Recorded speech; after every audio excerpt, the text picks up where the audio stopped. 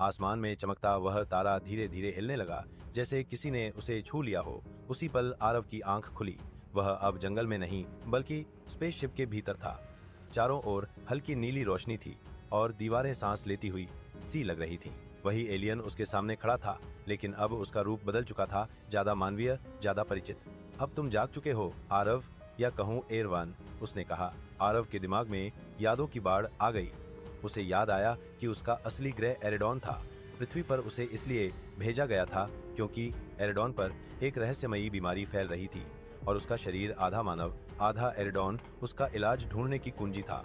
उसके माता पिता ने उसे बचाने के लिए उसकी यादें मिटा दी और खुद वहीं रह गए, कभी वापस न आने के लिए। तो क्या मैं वापस जा रहा हूँ? आरव ने कांपती आवाज में पूछा। हाँ, एलियन बोला, लेकिन सिर्फ इलाज देने के लिए। फिर तुम्हें चुनना होगा। स्पेसशिप ने आकाश चीर दिया।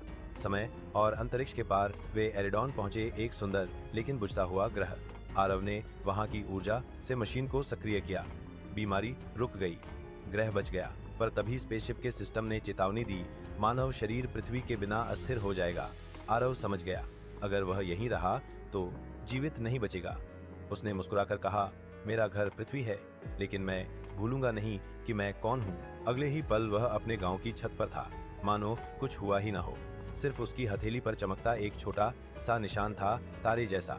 रात को जब भी आरव आसमान देखता, वह जानता था वह अकेला नहीं है। तो दोस्तों, ऐसी ही मजेदार कहानियां रोजाना देखने और सुनने के लिए हमारे इस ड्रीम टेल्स चैनल को अभी सब्सक्राइब करें।